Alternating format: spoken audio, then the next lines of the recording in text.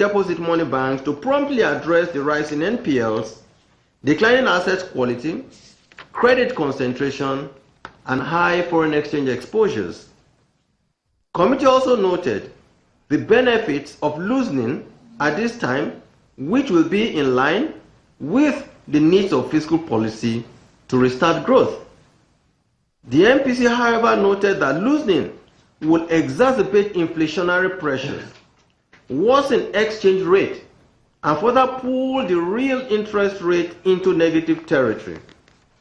Since interest rates are sticky downwards, loosening may not necessarily transmit into lower retail lending rates.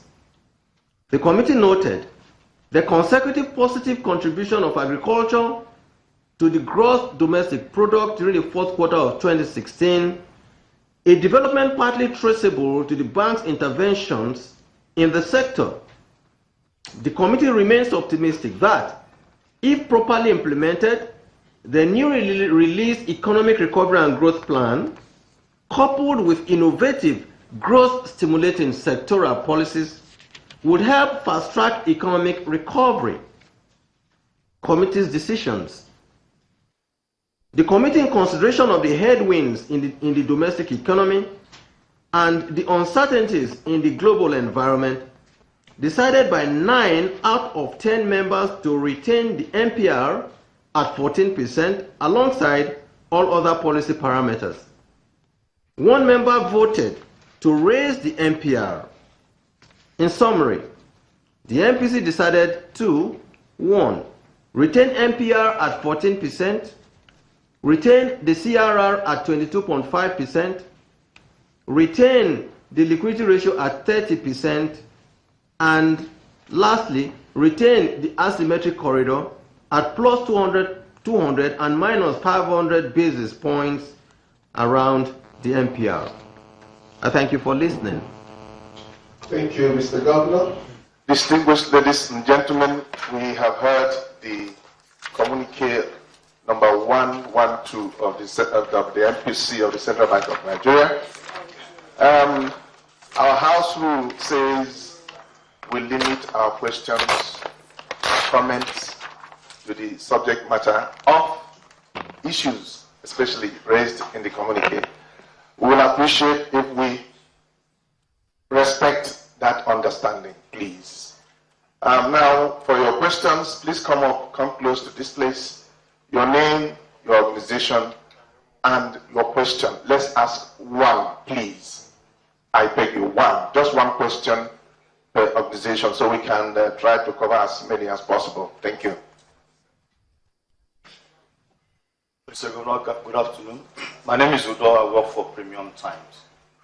So my question has to do with the interventions that the CBN has been doing in the past few weeks. Until the National Economic Council directed the CBN to review the floating forex policy. The Naira was tumbling all over the place, crashing almost to $522. Now, when the CBN decided to intervene, we have seen that the value of the Naira has significantly improved. But some critics are saying that this policy seems not very sustainable. What do you say to them?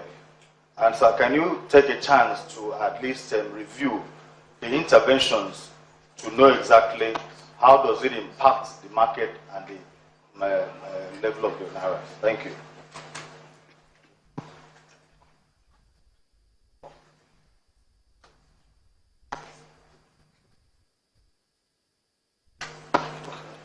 Mr. Governor, good afternoon, sir. My name is Onyo Wajukari for Business Day newspaper. We have noticed that the official exchange rate, the interbank rate, you have not put it at 307 Naira a dollar, and that is even at this afternoon on your website. And this against the 305 Naira that we have seen for a while now. So what is actually happening? Is that a deliberate policy to kind of weaken the Naira at the interbank market so that we'll begin to see some form of closing of the gap, between the official and the parent market rates? And how far is the CBN ready to go with that weakening, if that is actually what's happening? Thank you. That's all. No, this is a good let day. people ask if they have questions. Let them ask. Any more questions?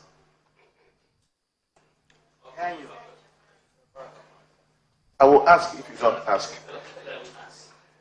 The governor said to ask more questions. Thank you, Mr. Governor. But I have no question of the Guardian newspaper. So I'd like to thank you for the successes recorded. At least we can see that the inflation is trending down. And I want to believe that it's as a result of the synergy between the fiscal and monetary authorities. And I also listened to you say that it is very, very key that